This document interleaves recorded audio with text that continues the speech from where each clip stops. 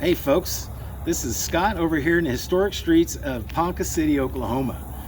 Sitting in front of a unique building with a unique man who's got some great history. He's a friend of mine, Robert Bodick.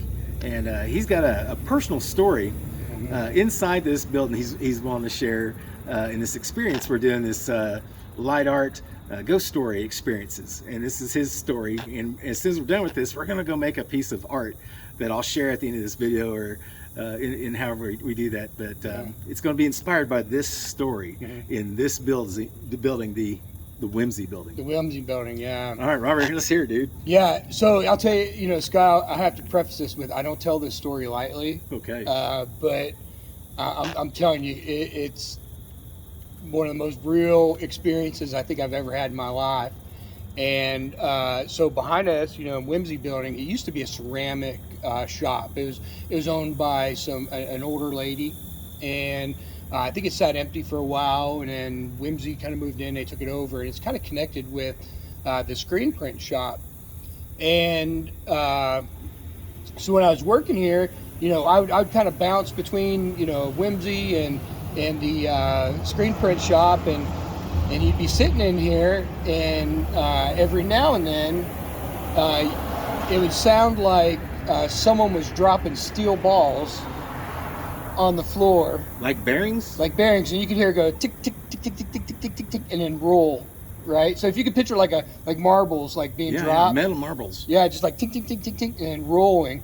And the girl who used to work in here with me, we used to like kind of look at each other and be like, what the heck was that? Because when you look right here, that inside Whimsy, there's a drop ceiling, and then there's this right here, which is it used to be a hotel, right? And between that drop ceiling and the floor of that hotel is probably about 3.5 feet. So what's in there? So I would go up and I would like look down, and I'd be like, okay, I don't see anything. It's like a crawl space? Yeah, no, you can see down the as you go up the stairs to go to the there, because inside there's an inside attic, right? So you have the hotel above it, and then you have an inside attic, like in between floors. So that's actually like the third floor, okay? And so I'd go up there with a flashlight, and I'd look. I'd tell her, I'd be like, man, that's just mice or something. I'd go up there and look, and you can't see nothing, but the distance was like so great, right? And so I kind of blew it off for a little while, and just like, okay, whatever, And then a person would walk in here, came over one day, he's like, you need to stop messing with me. And I'm like, what are you talking about? And she's like, you're moving stuff. And I'm like, no, I'm not. And so we started monitoring it, and you come in, and every now and then we'd come in, and there would be pieces. And I used to have pictures. I'm going to have to see if I can't find them. Yeah.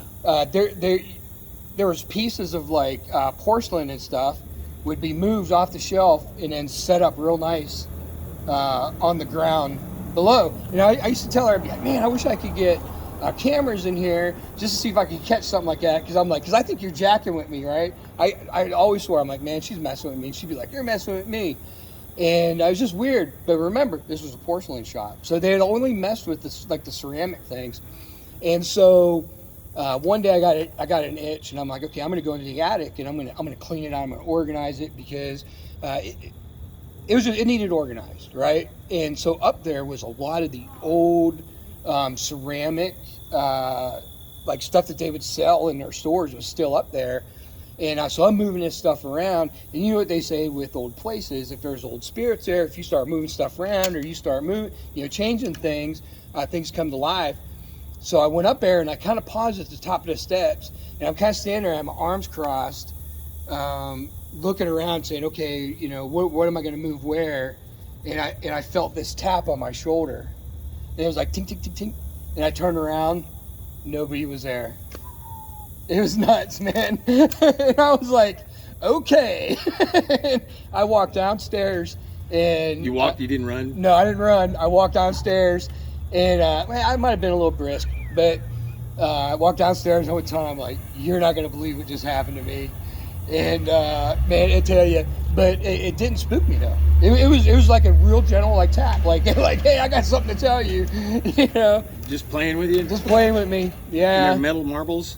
And then the metal marbles. I mean, it's just like you hear that stuff and you think to yourself, man, there's got to be something going on. That's awesome. Awesome. There's got to be. but it's a gentle spirit. I will tell you that. If there is one in there, it's gentle. It's awesome. Yeah. I wonder if these folks got any porcelain that's moving around on them or anything. I don't know. It kind of makes me wonder. I don't know. I'll have to We'll ask them. them. Have to ask them. But, Yeah. well, It'd be fun. man, that's awesome. So, is that the?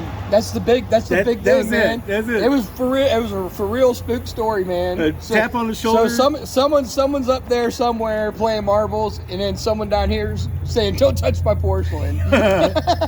That's awesome. Yeah. All right, so that was a great story. So we're gonna work with this and move forward. But thank you for sharing that, man. Yeah. That was awesome. Uh-huh. That was awesome.